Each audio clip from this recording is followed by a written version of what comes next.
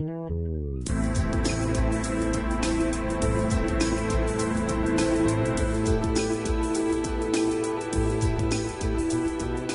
I'm Terrence McNally, and welcome to Free Forum.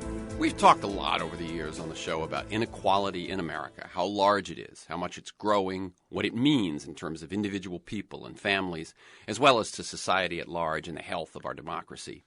A new documentary film opened this past Friday in 23 cities, including Los Angeles, starring former Labor Secretary in the Clinton administration, Berkeley professor, best-selling author, and frequent guest on this program, Robert Reich. Titled Inequality for All, I assume it hopes to do for this issue what An Inconvenient Truth did for climate change. And early reviews are positive. It's got a Rotten Tomatoes score of 93%. And here's Ken Turan in the LA Times. Smart, funny, and articulate, Robert Reich is the university professor we all wish we'd had. He's so accessible and entertaining, he takes a subject that sounds soporific and makes it come alive like you wouldn't believe. Here's just a few numbers to remind you how crazy things have gotten. In 1978, a typical male worker made $48,000. A typical member of the top 1%, $393,000. In 2010, a typical male worker made $34,000, a drop of 30%, while a typical member of the top 1% made $1,101,000, a gain of 180%. In 2013, the richest 400 Americans have more wealth than the bottom 150 million. You heard that right. The richest 400 have more wealth than the bottom 150 million. And as remarkable as those numbers are, I think the most important number in the film is this one. Consumer spending equals 70% of the U.S. economy. They're not the job creators. The job creators are you and me and everybody in the aisles of every store and everybody clicking a button right now to buy something online. That's what this economy is about. My guest in the studio today will be JACOB Kornbluth, Director of Inequality for All. And then in the latter third of the show, I'll be joined by expert and activist HARVEY WASSERM with an important update on the situation at the stricken nuclear power plant in Fukushima, Japan. Here on Free Forum, we explore the lives, the work, the ideas of individuals that I suspect have pieces of the puzzle of a world that just might work. We look at new, innovative, provocative approaches to business, environment, health, science, politics, media, culture, all based on the fact that I believe we can do better, and I want to find out how. JACOB Kornbluth is the award-winning director of the narrative films Haiku Tunnel and The Best Thief in the World, both of which premiered in competition at Sundance. He's been a fellow at the Sundance Screenwriting and Directing Labs, and Kornbluth conceived a successful web video series with Robert Reich from MoveOn.org and The Nation that was the genesis of the film Inequality for All. Welcome to Free Forum, JACOB Kornbluth. Thanks for having me. I like listeners to get a feel for the people behind the work and the ideas that we're going to talk about. So I mentioned a few highlights, but can you briefly bring to life for us your path to the work that you find yourself doing today? And feel free to mention mentors, turning points, moments of decision. Well, I think for me it started in that I grew up poor, relatively speaking poor.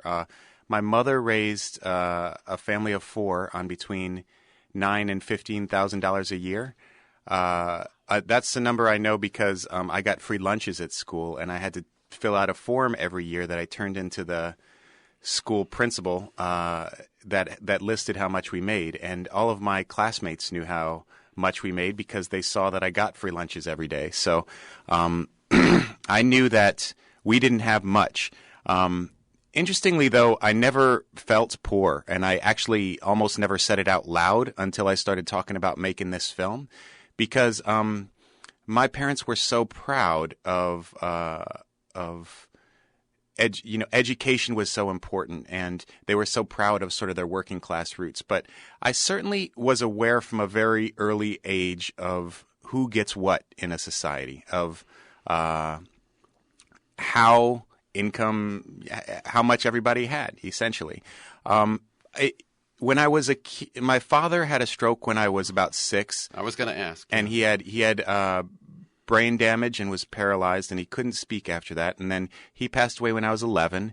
And then my mother raised me and my younger brother and sister by herself with my grandmother. But that death of my father made me move from New York City, Washington Heights, to rural Michigan, where my mom was from. So I split my childhood between a mostly Dominican neighborhood, Washington Heights at the top of Manhattan, that was sort of at the entry point to both breakdancing and crack cocaine in America when I was a kid, to an extremely rural place where we had to drive to our nearest neighbors. And my graduating class from high school had 44 kids, public school, and I was, I believe, the only one to go to a 4-year university out of my graduating class. So, wow.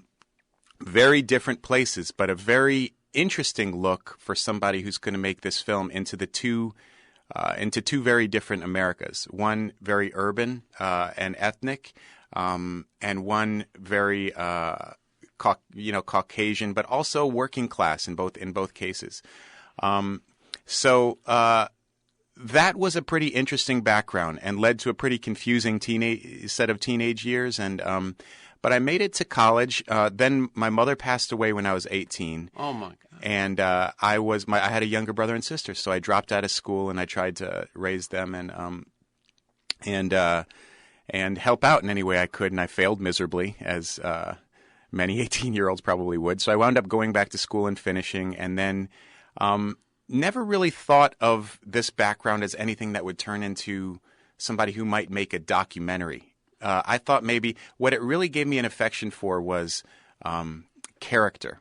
I really liked the flaws and the complexity of the human condition, and that was what I gravitated towards. That's what I had, empathy towards. And actually, I probably, as a lot of people who had sort of difficult upbringings, it sort of made comedy really important to me.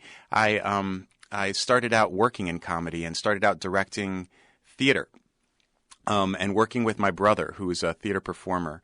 The first play we did together was called The Moisture Seekers, about a kid around my age's first time having sex, and one of my favorite titles in the history of things, by the way, The Moisture Seekers. And it was an incredible success, and it gave me a sense that storytelling was a way that I might work and I might make a living. And so I ended up gravitating from theater to film. I made my first film, Haiku Tunnel, with my brother, another adaptation of a play.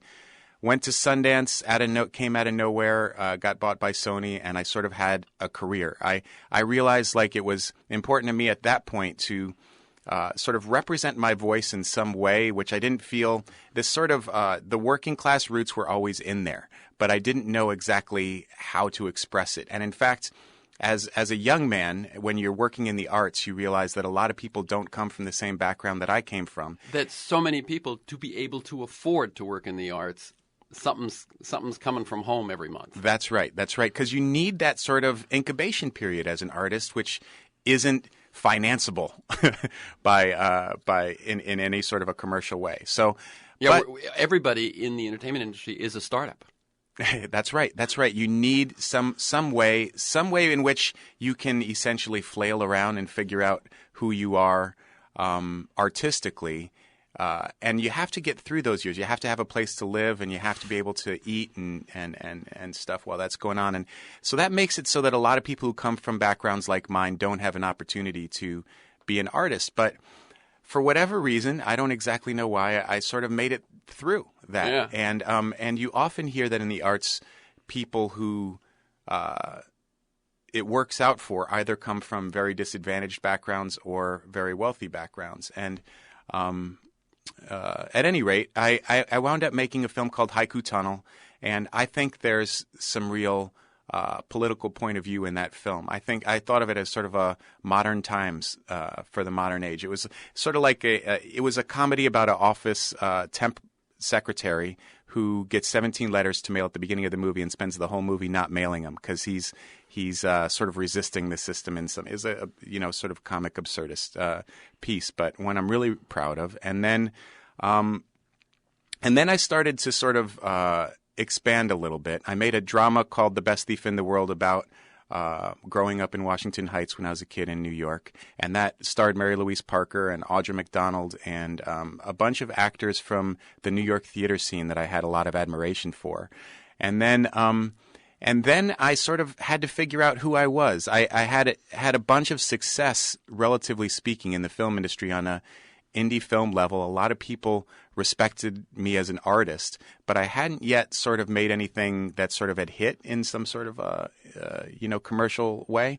And I didn't know what that was going to be, honestly. I didn't know exactly what. The second film was a drama, a personal drama. The first one was a comedy. So what are you going to do with me in a commercial sense? Right. If you're an agent or a studio, it's like, who is he? Who is he? Yeah. So basically, that led to a lot of soul searching and a lot of thinking about who I was and what I wanted to do. And it led me to leave the film centers of L.A. and New York and move up to Northern California. And I landed in Berkeley, California, and where actually my brother lives. That was the reason for going up there. But it was so nice to get out of the sort of commercial industry, if you will, and sort of really get to ask myself, like, what do I care about? What's the things that really matter to me? This happened to be coincidentally around the time that the economy was crashing in 2008, 2009.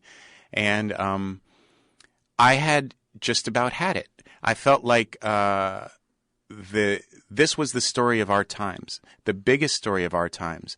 And the discussion I was hearing about it in the 24-hour news cycle was woefully lacking in its ability to meet the challenge that I felt like our country was facing. So many of my friends were so financially they had so much financial anxiety. We all did. We were thinking about how we stacked up relative to our parents. We were thinking about how we might pay for health care, how we might save for retirement. Pay student loans. Pay student loans, a lot of student loan problems.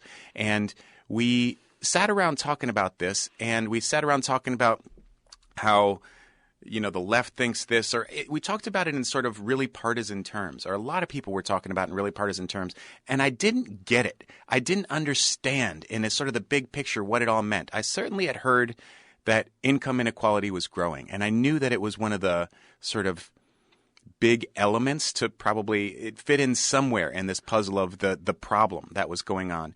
But around 2008, 2009, I started diving in and realizing that not only did I think that what this widening divide was the story of our time, but that it was affecting everything. As you said at the beginning of the show, it was affecting our economy and our democracy. And it was probably true that we weren't ever going to be able to fix any of this stuff if we didn't understand this in a different way. Great. That's the voice of JACOB Kornbluth. This is Freeforum. I'm Terrence McNally. And JACOB is the director of the documentary Inequality for All, starring Robert Reich. It opened in 23 cities last Friday night. It opens in another 13 cities next week. In L.A., you can see it at the Landmark West L.A. and the ArcLight Hollywood. You can learn more at inequalityforall.com and robertreich.org. And in the latter third of the show, I'm going to be joined by Harvey WASSERM, and we're going to talk about what's going on at Fukushima in Japan. Thank you. That was great in terms of the personal, the artistic, and the political all in one big chunk there. So you're sitting in Berkeley. You say, unless we can really begin to connect dots and understand this, we're just going to be talking to ourselves. That's right. And then? Well, I was trying to make a comedy, and I tried to cast Robert Reich in it. I thought, what an amazing presence, and he lives in Berkeley. So why don't I give him a call? And it turns out he is pretty accessible up there. You can get to him. And we met, and it did not work out for the comedy. But it turns out that we became friends almost immediately. We really shared a sensibility. He's an incredibly funny and warm human being. And we started discussing what we might do together. I had been thinking about maybe there was a way into this economics and politics stuff. And I'm a filmmaker. What is it? And then he and I started talking about it. And we started making these really these short videos, 2 minutes long, 3 minutes long, and putting them on YouTube. I put them on YouTube. And were these the ones where it was the writing on the board and that sort of work? That's right. Kind of like what Free Range Studios has done? Except Free Range Studios does it in an animated way, and Reich actually draws all those pictures, believe it or not. But we started, they became the ones with those pictures in it. And what was fascinating about it was hundreds and thousands of people started watching them. And it gave me the confidence that there was an audience for stuff like this, stuff that sort of broke down complex issues in ways that everybody could understand, did it in a visual way, and maybe contributed something to the discussion past, say, the books that Bob was writing or the blog and you he had was writing. found really, I quoted Ken Turan about him in the intro. You had found someone who has the credibility, the expertise, the accessibility. I mean, that for what you're doing, he's almost the perfect star, the perfect vehicle. I thought about that a lot. That's probably why the movie was even possible to conceive of, because he's such a perfect vehicle to understanding this. His personal story is so appealing. He's such a wonderful on-camera presence. His warmth as a person off camera comes across on camera. And for a lot of people who think about economics and politics, they might come across as I don't know what you'd say, like wonky? Yeah, wonky was the word that was in my head. I was waiting to see if that's what you were going to say. So his real gift is to be brilliant, but also accessible and break it down. And the other thing is, of all these economists, he's the one that when I went to a particular Occupy demonstration down in L.A., he came down from Berkeley to speak. I was there shooting. I saw you there. That's right. Yeah. That's right. And that made it in the film. I recognized the footage when I saw the film. But, not that many were heading over to Occupy settlements. Yeah. No, that's right. One of the interesting stories relative to the film is that the starting of the film predated the Occupy movement. So when we first started making the film, Tea Party existed, but not Occupy. Tea Party was there, but no Occupy. And there was not a lot of sort of momentum to make a film like this when we started. Now, I think you're in the middle of sort of pushing this thing forward, and then this amazing movement sprouts up, and you have no idea what it's going to mean for the film. And one of the beautiful things was being able to go to those events with him and see them through his eyes and walk around with him and have people shake his hand and meet him and try and get a real feel for the events. He and I went to them in several different cities around the country, and they were fascinating. Yeah, really good. Absolutely. That's the voice, as I said before, of JACOB Kornbluth. He is the director of Inequality for All. It opened this past weekend, the 27th, in 23 cities. It spreads to another 13 next week. And we're going to talk also about when it'll be in DVD and direct-to-video and when you can get it for your school or your church as the interview goes on. So I was going to ask what came first, the issue of inequality or Robert Reich in terms of this film, and it sounds like there would be no film without Robert Reich, and the inequality was eating at you before you thought there might be a film. That's exactly right. One of the fascinating things is, as a filmmaker, is trying to make sure you don't miss what's right in front of your nose. Here's an issue that I really care about, that I'm really passionate about personally, that I've been thinking about my whole life and sort of thinking at this time about what I can do with. And then I also happen to know the single best, speaker, articulate messenger for this particular message at the same time. Well, that seemed like, if that didn't, if you blow that one, that's not something hitting you in the face, then you're not looking. So it is true that they both went together. And it also happened, there was another key piece to this, which is that he was at the time writing a book. And he showed me an early manuscript. And it was still one of those things that I remember fondly, is getting a Word document of a book that Robert Reich had written and getting to see, be one of the first readers of it. And it really feeling like it blew my mind, and sort of, it was a little bit paradigm shifting for me. It was not here's the bad guys book. It wasn't, which is sort of interesting new framing of it for me. It wasn't so much like, look at how bad the rich are for this or whatever. It was more like, this is a structural problem that's affecting everybody. This inequality affects us all. That's one of the reasons why we called it Inequality for All. Right, and also why I quoted as I think the most important number in the film, being that the economy is 70% consumer spending. Exactly right. That I think if there was a key message here, it's the one that no matter what the 1% think they're doing, the economy works best for them and for everyone when the middle class flourishes. Absolutely true. Well, you can see it so clearly in the movie when you see the 30 years after the Second World War. You see that the 1% had between 9 and 11% of national income during that period, and we had the greatest economic expansion in the history of mankind, maybe. And then you have the last 30 or 40 years where the 1% is getting a steadily rising share of national income and wealth, and the economy's been much more stagnant. And you see, especially since 2008, well, surprisingly, the economy has grown 28% or so since 1999, and the middle class's share of that has gone down, and the 1% has grown up. We've seen in history, and we see it in the movie, that when wealth and income get too unequal, something bad happens after that for our economy. And we saw that certainly in 2008, and we saw it in 1929 after the two biggest peak years of income inequality in the last century. There's this image that you use in the film a number of times, which is the Golden Gate Bridge and the rising arches of it. And one is 28, and one is 08, and they're the extremes, and it's that time in the middle when everybody's sharing. And I have, as I said, interviewed Robert several times, and it was back on his book Supercapitalism that we talked about the golden age of America. Aside from if you were African American or gay or those sorts of things, when it was not perhaps a golden age, but for the mass of people in America, it worked for everyone. And the film sets out, I guess, to say how can we get back there.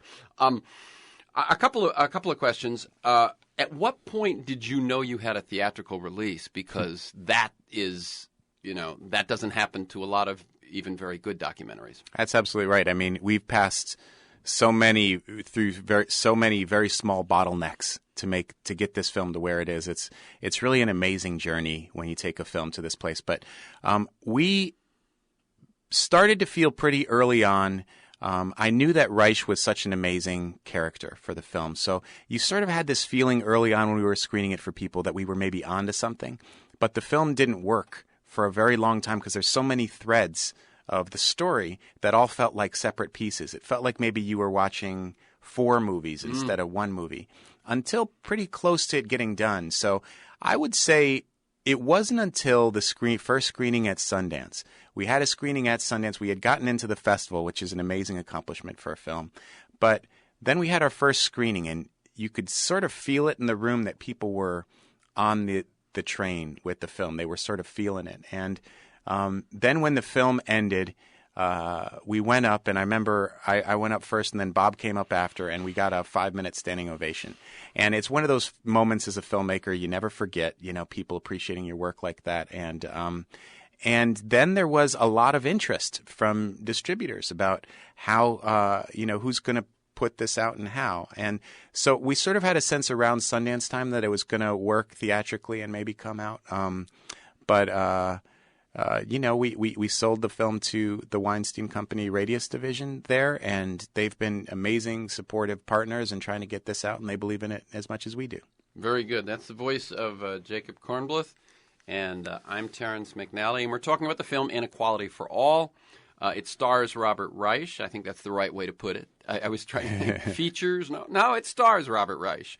And it talks about all that Robert's been writing for years and that is so pertinent to this moment. And you can learn more at inequalityforall.com and robertreich.org. I want to talk a little bit more about the content of the film, which we have done. Early in the film, we see Robert Reich, and you return to this a few times addressing a class, a packed, huge lecture hall. As much as we hear you don't want to take lectures with 700 people in them or whatever that lecture hall holds. If it's Robert Reich, maybe you don't mind. But it's a film he teaches on wealth and poverty at UC Berkeley, packed house. And he tells the class that he aims first to deal with 3 questions. What is happening in the U.S. in terms of distribution of income and wealth? Why is it happening, and is it a problem? And it reminded me, sometimes I do a format on this show which actually fits this conversation, which I call It's Broke, Let's Fix It. And I ask 3 questions. How do we know it's broken? What's the evidence, whatever the issue is? How did it get broken? What's the history? Who are the culprits? How do we fix it, right? And those 3 fit very well, actually, in your film. And in the first question, how do we know it's broken? Those numbers I said at the top, right? Mm-hmm. But any more you want to throw out, what's the evidence that distribution in America is broken? Well, I think you mentioned a lot of them at the top of the show. The other one is during what we call the Great Prosperity in the movie, the middle part of the century, the top 1% was taking home between 9 and 11% of the national income. In the two peak years before the greatest crashes, 1928 and 2007, they took home around 23% of national income. This trend essentially started in the late 70s and climbs right up steadily until a crash. That shows me that it's broken, and that when it's broken, there are consequences to it. So that's why that graph is so powerful to me. Then you have just like some of the sort of grotesque numbers of income inequality. The things like CEOs used to make 30 times what the average worker in a corporation makes now. Depending on the measure you look at, something around 350 times is the number that you hear so often cited. Something feels to me sort of flawed in a society that is built like that. I mean, one of the crazy things or interesting things about the study of economics that was in this class or was in the film that we took out is that the study of economics is about 100 years old. And before that, they used to call it political economics. It used to be tied to politics. And when John Smith wrote The Wealth of Nations, the sort of capitalist Bible in the 1700s, he was called a moral philosopher.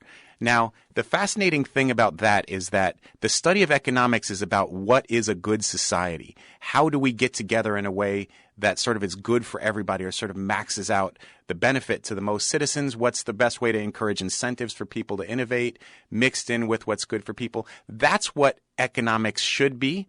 And when you have a society where a CEO of a corporation is making 350 times what the average worker is, something fundamental is broken not only in the economics but in the society that takes place in. And I think that was a fundamental truth about the film that I think we sort of play out statistically.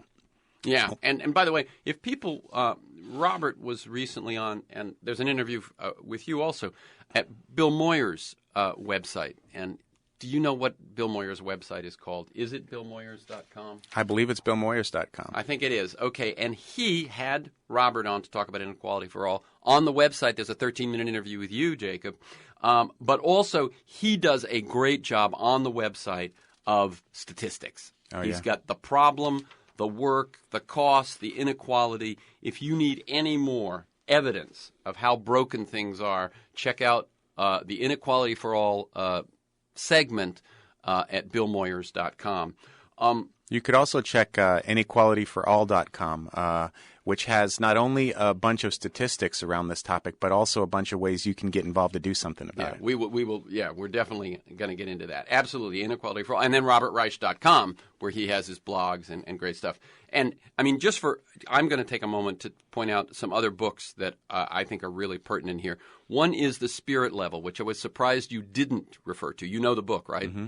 So The Spirit Level is this epidemiological study done by a couple of epidemiologists, which normally study public health, and they found that in societies that have the greatest inequality, things are worse on every sort of measurement for everybody, for the wealthy as well as the poor, as well as the middle class, and for the societies, Japan, Denmark, so on, where inequality is least, things across the board are better for everybody. It's a dry work, but it's really an important finding.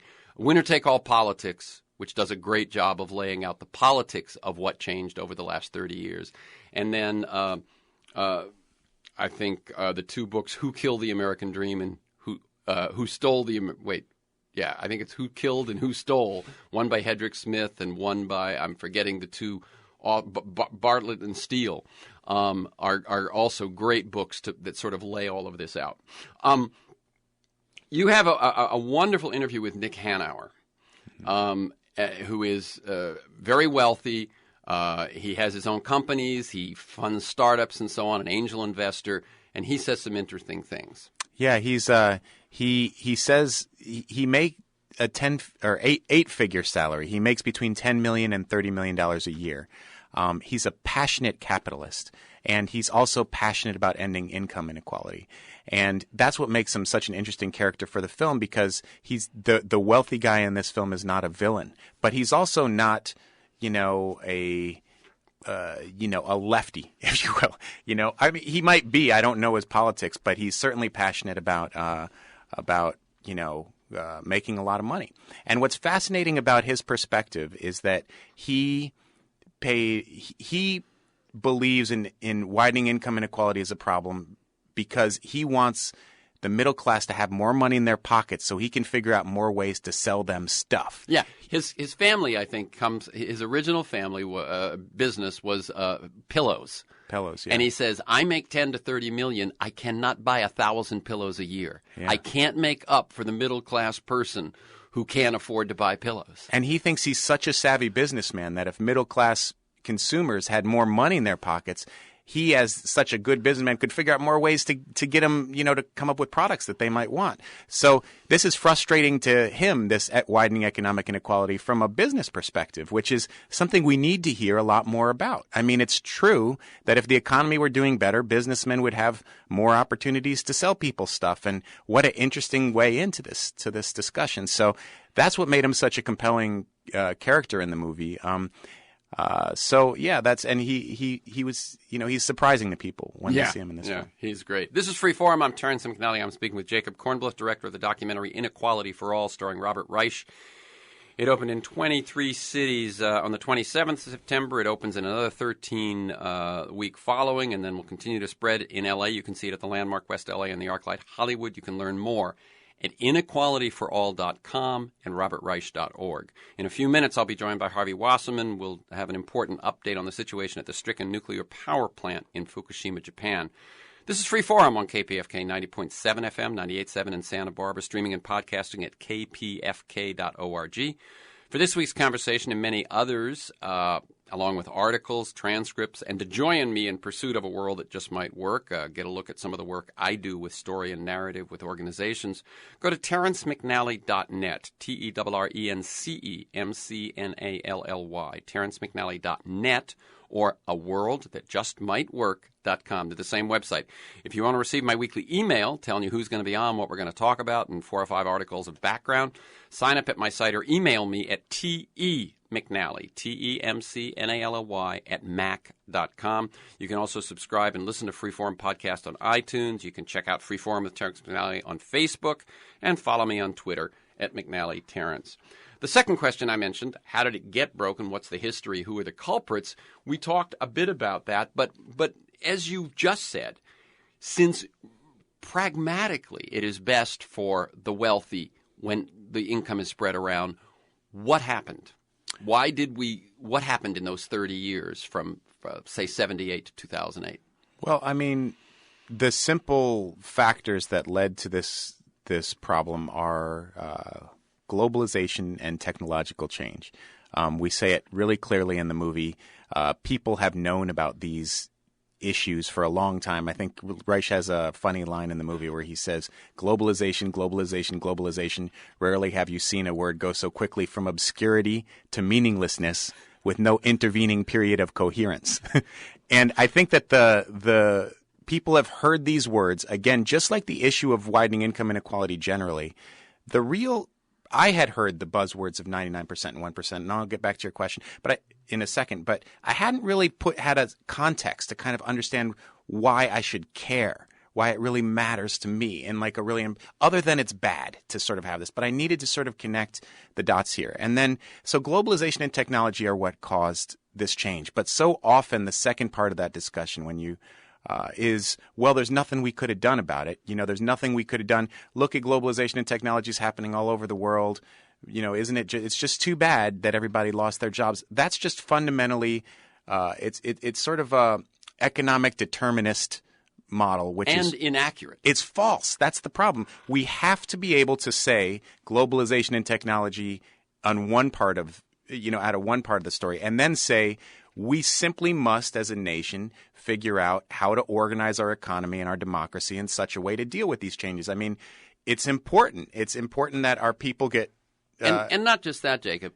Germany provides the outstanding example And the way it shows up in the film is when Robert Reich asks his class at Berkeley how much of an iPhone's value comes from which countries, assuming people will think, well, a certain amount from America, a certain amount from China, that's about it. It turns out that 34% is from Japan, which I'm not sure why that is, but 17% of the value of an iPhone is Germany. And I've pointed it out on this show before.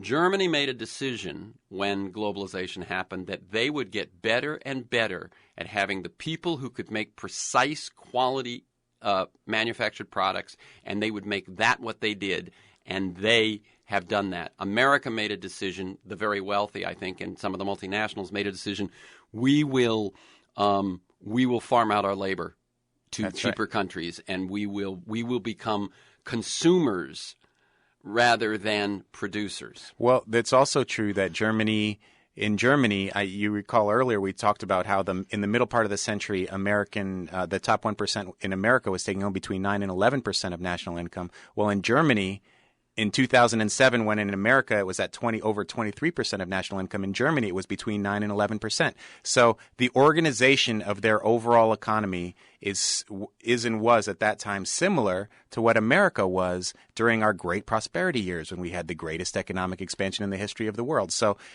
you see that dots are sort of connected a little bit. And, I also want to jump in 1 second because we're on the question of how did it happen. And I think Inequality for All leaves it out, but I'm curious what your answer is.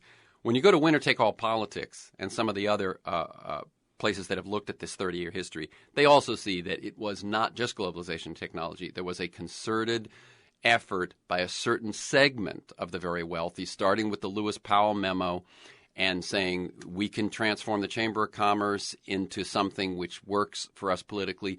The ultimate of that is Citizens United, the Koch brothers, the Adelsons, and so on. So there has been a political track that has set out to make this inequality U.S. policy.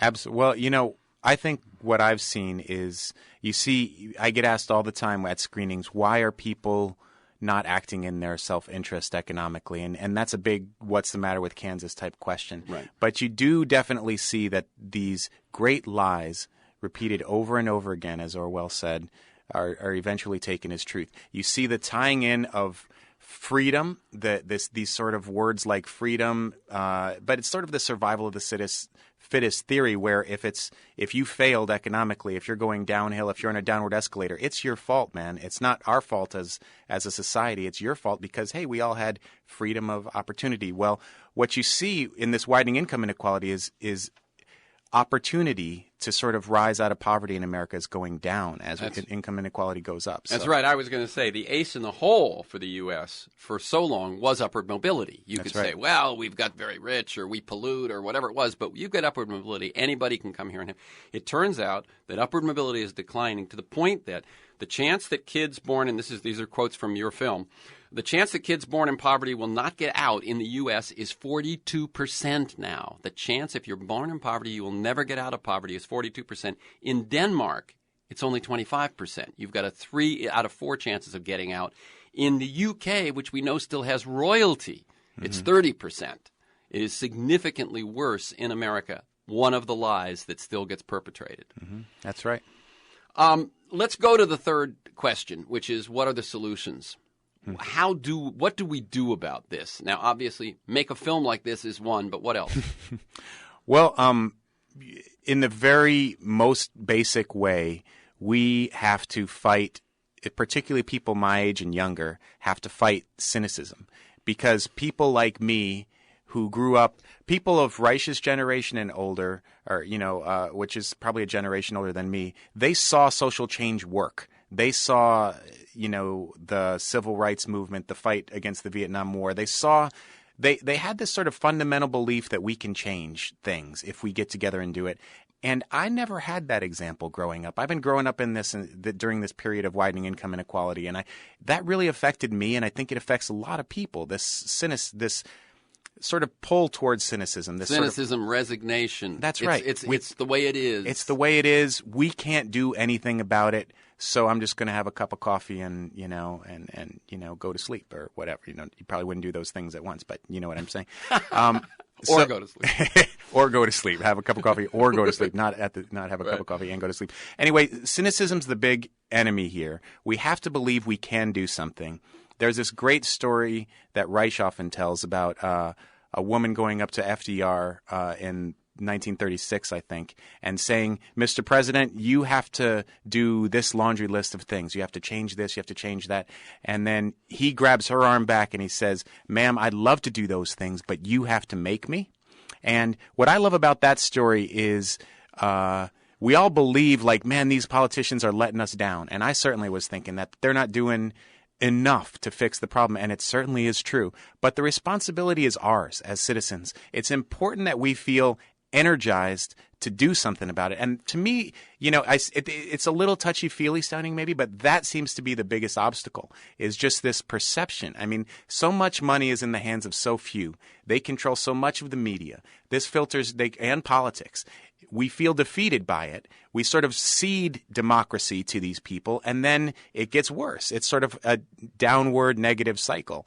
And the first step is to have enough of us get the thought in our head that this economy, this sort of supposed free market system, is just a set of rules that about how we organize ourselves that we can change. And if we can sort of fundamentally change that chip, I think we're getting somewhere. Now, there's probably a really important policy discussion to have after you get that chip. After you get energized, after you say yes. But it's almost ludicrous to have the policy discussion because it feels futile to me in a certain way until we sort of can change this basic perception. Yeah, I would say sometimes I think that the odds have never been as stacked against the people as they are now because of Citizens United. There's another ruling about to come out from the Supreme Court soon that may erase all limits on individual giving.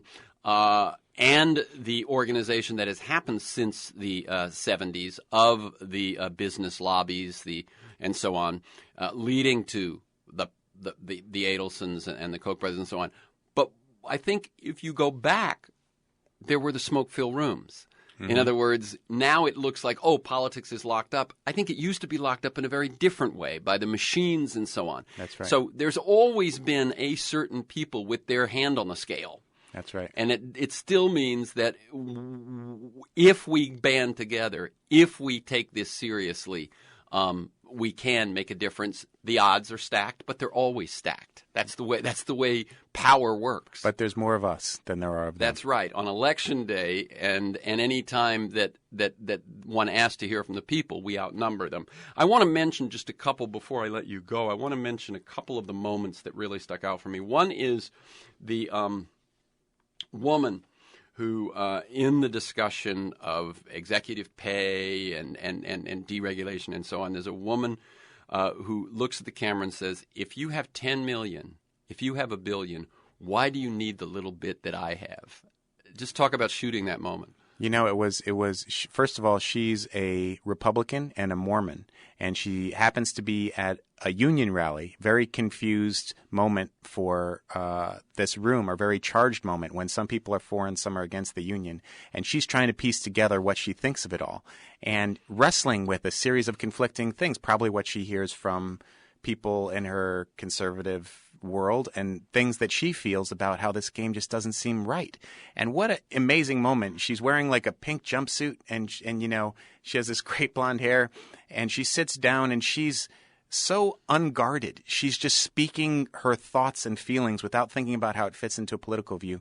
And that's what's so beautiful about it. She's really, her emotions are raw, but she's not clear about what she's after. There's no agenda behind it. She's just saying, how come this is the way it is? And she's not angry at that moment. She's not. She's just almost plaintive. Yeah. I found her incredibly compelling. Because of that interview, we followed that couple as a series of characters. Now then there's another moment which comes very near you put it very near the end of the film, which is when Robert Reich is explaining why he has fought the bullies, why he has dedicated his life's career. And he talks about, being as short as he is, he's 4'10", that when he was a teenager, he figured out that if he could align himself with a bodyguard, a protector, they would protect him from the bullies. And one of them was an older kid at camp named Mickey Schwerner. Yeah. No, he's first of all, Bob was very reticent to talk about his personal story. I mean, he's certainly been out there talking about this issue for a long time, but his personal story, he wasn't that comfortable talking about it. And it just took a long time to get to it. And I had to convince him that people had to get to know the messenger here to sort of really have the message land.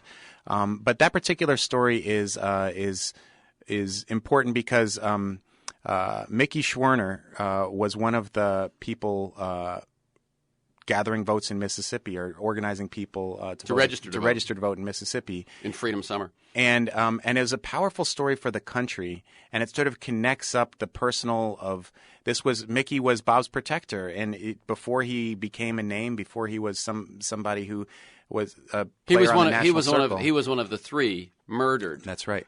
During Freedom Summer, Schwerner, Goodman, and I forget the third name. But when he saw his protector, he realized who the real bullies were, and he says that moment changed his life. He didn't even know it, I don't think, or wasn't able to articulate it until relatively recently. But this changed the way he approached his whole life because he had to, in some way, stand up against the real bullies, the economic bullies who are pushing around average folks, every day. And this gave his life purpose. And it's amazing to see Bob's personal journey line up with the larger story of economic inequality in America. Thank you. The film is Inequality for All, starring Robert Reich. It opened in 23 cities on the 27th, opens in another 13 the next weekend, and will spread throughout the country. In L.A., you can see it now at the Landmark West L.A. and the ArcLight Hollywood. You can learn more at inequalityforall.com and robertreich.org. And as I said, there's also a really good segment on the film and a lot of good information at billmoyers.com. Jacob Kornbluth, keep up the good work. Thank you. We'll be back in just a moment to speak with Harvey Wasserman with an important update on the situation at the stricken nuclear power plant in Fukushima, Japan.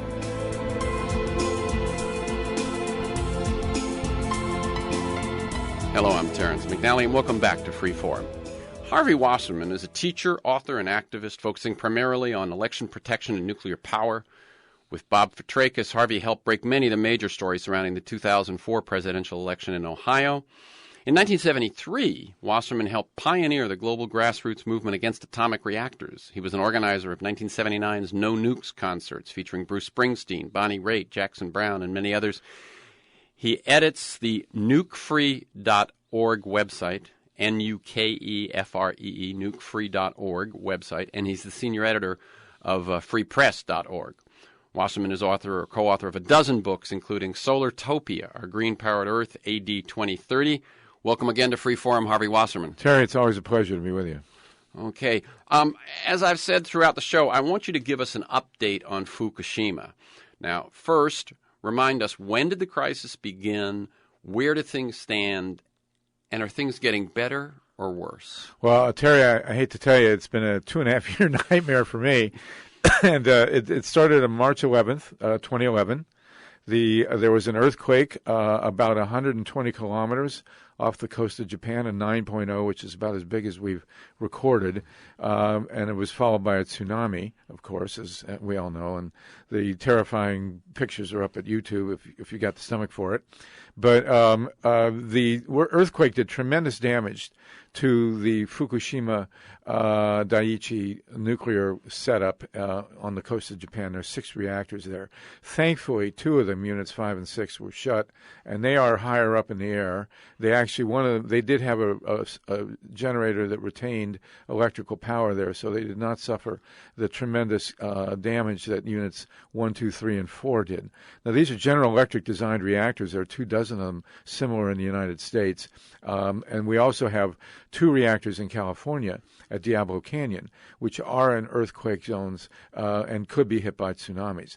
We have, to the great credit of the people of Southern California, shut the 2 reactors permanently that were still operating at San Onofre between L.A. and San Diego. The last time you were on the show, Harvey, that's what we were talking about. Could we shut down San Onofre? And we did. Well, we are happy to say there will be no Fukushima at San Onofre, but the Fukushima at Fukushima is plenty difficult. Now, we're facing a major crisis coming up in November.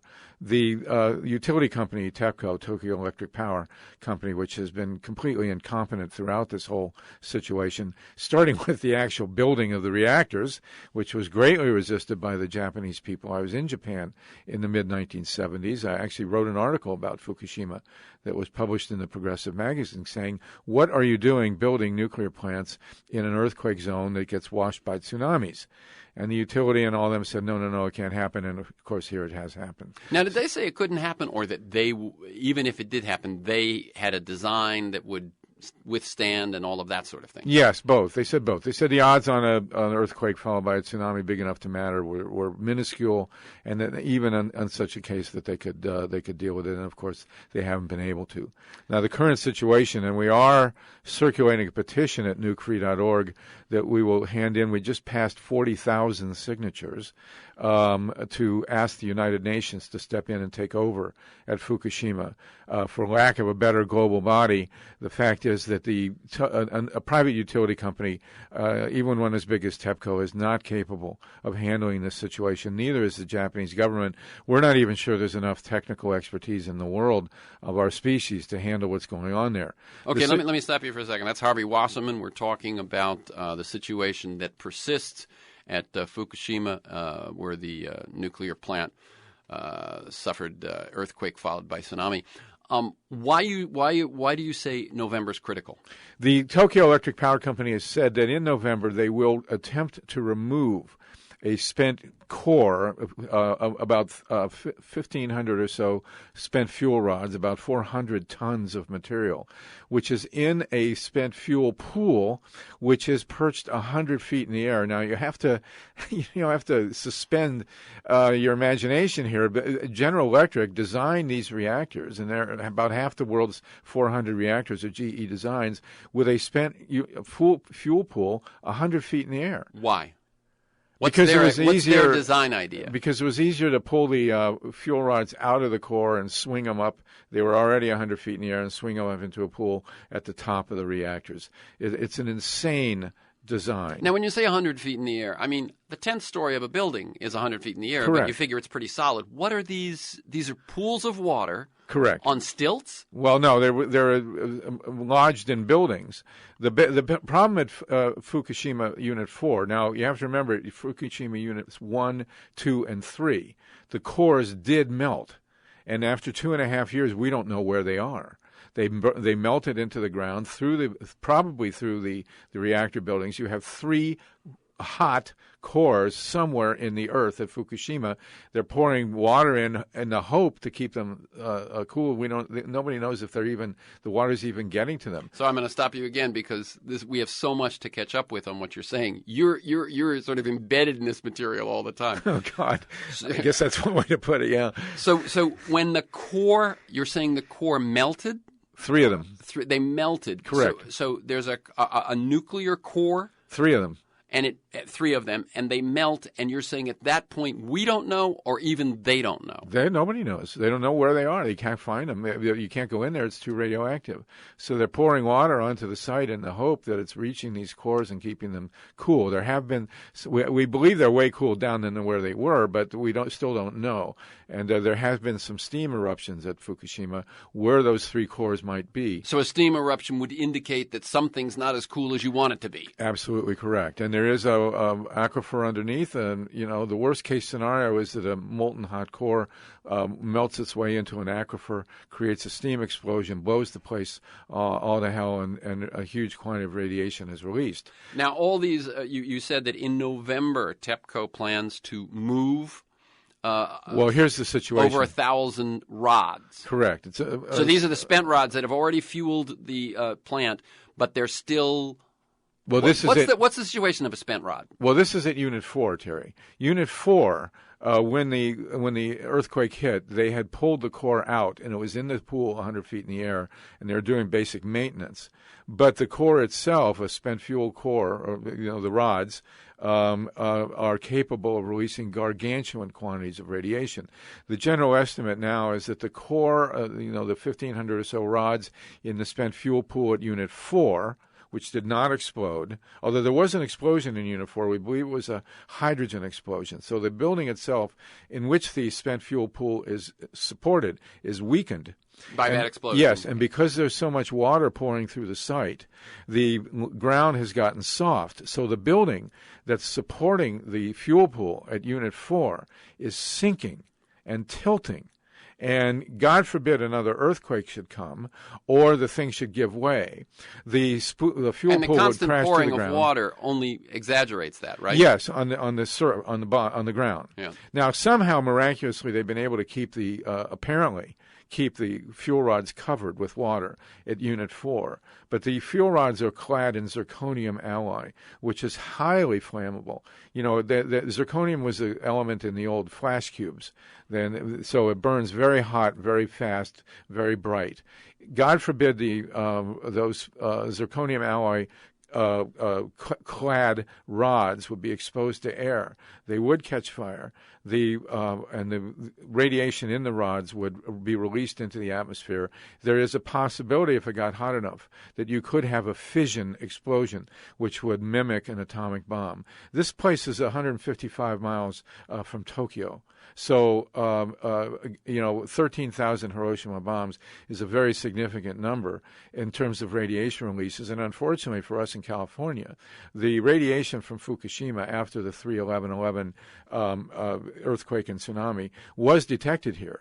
Radiation came from Chernobyl within 10 days. Here it's come from, Japan's a lot closer, 5 or 6 days. Does it come through the air, through the water, or both? Yes, both.